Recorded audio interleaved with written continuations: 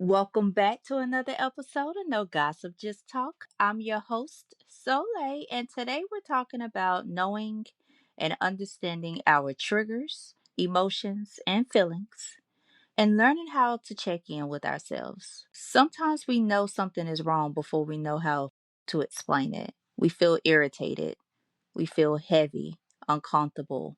We feel like shutting down, pulling away, defending ourselves, or reacting quickly. And sometimes the situation in front of us is not the whole reason we feel the way we feel. Something happened. Somebody said something. A certain tone was used. A conversation went a certain way.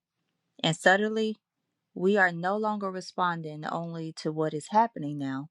We may also be responding to something we remember, something we experienced, never fully processed, something we thought we moved past. That is why understanding our triggers matter.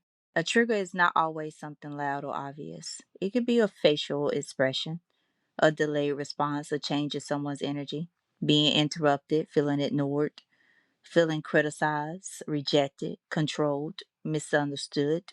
It could be somebody saying we need to talk. It can be someone not calling us back. It can be watching somebody receive the support we once needed and did not get. And when we do not understand our triggers, we may assume the emotion is the problem. But the emotion is usually trying to tell us something. Our emotions are messengers. They are not always instructions, but they are information. Anger may be telling us that a boundary has been crossed. Sadness may be telling us that something mattered deeply. Fear may be telling us that we do not feel safe. Jealousy may be revealing an insecurity, an unmet desire, or an area where we have been comparing our journey to somebody else's. Disappointment may be showing us that we had expectations that were not communicated, understood, or fulfilled. Feeling overwhelmed may be telling us that we have been carrying too much for too long. The feeling is not always asking us to react. Sometimes it is asking us to pause, to listen, to become curious about ourselves. And that can be difficult because many of us were not taught how to sit with emotions. We were taught how to hide them. We were taught how to work through them, pray through them, sleep through them, eat through them, laugh through them, stay busy through them. But we were not always taught how to understand them. Some of us were told we were too sensitive. Some of us learned that crying made people uncomfortable. Some of us learned that anger was the only emotion that felt powerful enough to protect us. Some of us became quiet because speaking honestly did not always feel safe. So now, as adults, we may have the words for what happened, but still struggle to name what we feel. We may say, I'm fine when we are hurt. We may say, I don't care when we actually care deeply. We may say, it is what it is when it is something we are still carrying. And there is no shame in that. But growth requires us to become more honest with ourselves. Checking in with ourselves means asking what is really going on underneath the surface, not just why am I mad, but what about this situation made me feel disrespected, rejected, unseen, powerless, or unsafe? Not just why am I sad, but why am I grieving? Not just why am I overthinking? Sometimes the first emotion we notice is not the deepest one. Anger may be covering the hurt. Frustration may be covering fear. Numbness may be covering exhaustion. Avoidance may be covering anxiety. Control may be covering uncertainty. And when we slow down long enough to identify what is underneath, we give ourselves the opportunity to respond with wisdom instead of reacting from a wound. That does not mean we will never become emotional. It does not mean we will always say the perfect thing. It does not mean we will never need time before we can communicate clearly. It simply means we are learning not to abandon ourselves in the middle of what we feel. Because sometimes we expect other people to understand what is happening inside of us when we have not taken the time to understand it ourselves. We want someone else to know that we need reassurance. We want them to know that we need space. We want them to know that their words touched an old wound, but they may not know. And sometimes we do not know how to explain it because we have not checked in with ourselves first. A self check in does not have to be complicated. We can begin with a few simple questions. What am I feeling right now? Where do I feel it in my body? What happened right before I started feeling this way? Does the situation remind me of something else? What do I need in this moment? Do I need to speak? Do I need to listen? Do I need space? Do I need rest? Do I need clarification? Do I need to set a boundary? Do I need to apologize? Do I need to stop assuming and ask a question? Do I need to accept that something did not go the way I wanted it to go? That kind of check in can prevent us from creating a larger problem out of a painful moment. Because when we do not pause, we may react to the story we created in our minds instead of the facts in front of us. Someone becomes quiet and we assume they are upset with us.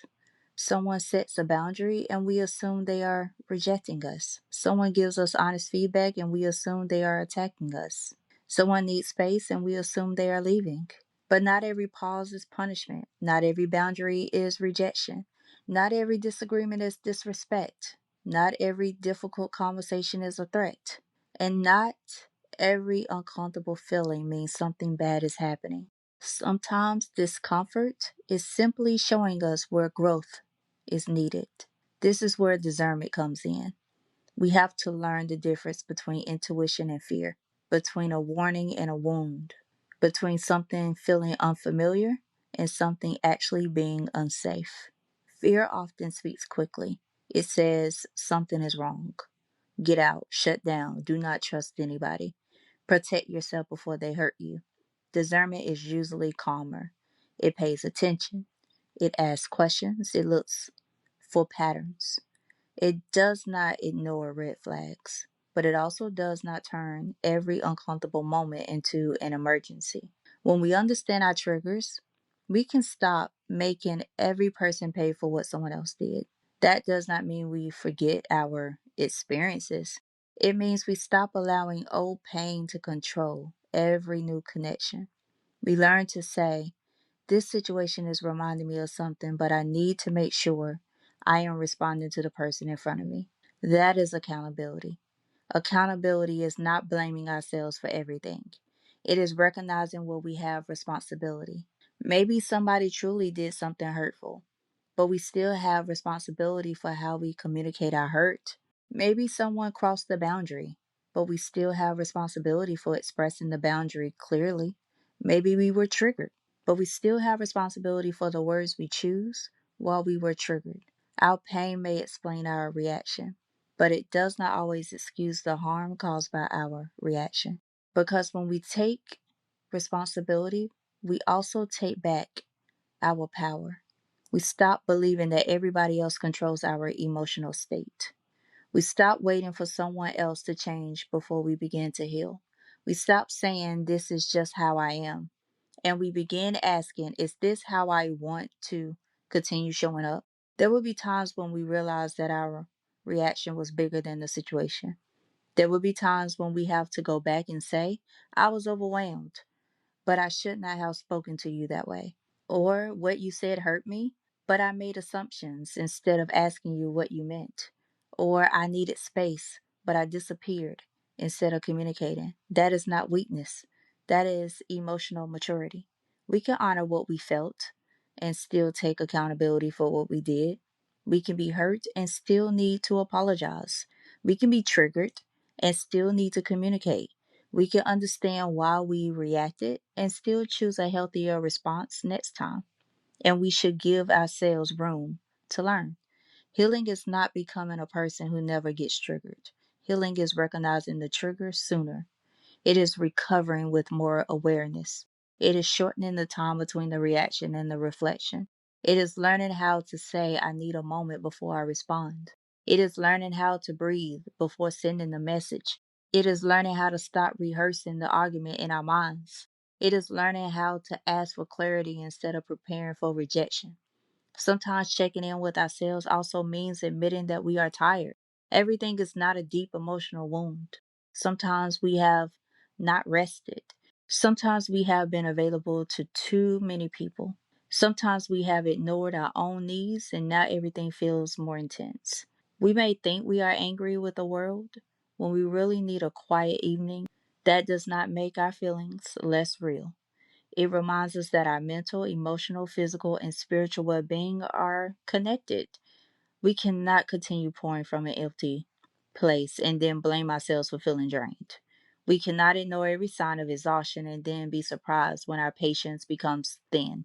Checking in with ourselves helps us notice what we need before we reach our breaking point. We do not have to wait until we fall apart to pay attention. We do not have to wait until resentment builds to set a boundary. We do not have to wait until our body forces us to rest. We are allowed to pause before the crisis. We are allowed to listen to ourselves before we become overwhelmed. And when we do, we become better at communicating with the people around us. We stop expecting them to read our minds. We can say, I am feeling overwhelmed and I need a little time to process. We can say that touched a sensitive place for me. Can we talk about what you meant? We can say, I want to continue this conversation, but I do not want to speak from anger. We can say, I realize I am responding to more than what is happening right now. That kind of honesty creates room for understanding. Not everybody will understand us. Not everybody will honor what we communicate. And understanding our emotions does not mean we stay in unhealthy situations. Sometimes the healthiest response is distance. Sometimes it is a boundary. Sometimes it is accepting that someone does not have the emotional capacity to meet us where we are. But even then, we can make that decision from clarity instead of chaos. We can choose peace without pretending we were never hurt. We can release something without denying that it mattered. We can move forward without becoming cold. So the next time we feel triggered, let us try not to shame ourselves. Let us pause and ask, what is this feeling trying to show me? Let us become curious before becoming critical. Let us listen to our bodies. Let us pay attention to our patterns. Let us give ourselves permission to feel without allowing every feeling to make the decision. Because feelings are real, but they are not always facts. A feeling can be valid even when the assumption connected to it is inaccurate. We can feel rejected without actually being rejected. We can feel unsafe because of a past experience even when we are currently safe. We can feel forgotten even when someone simply became distracted. This is why we check in. Not to talk ourselves out of our emotions, but to understand what belongs to this moment and what may belong to the past. And here are my takeaways. Our triggers are not proof that we are broken. They are invitations to understand ourselves more deeply. Our emotions are messengers, but they are not always instructions.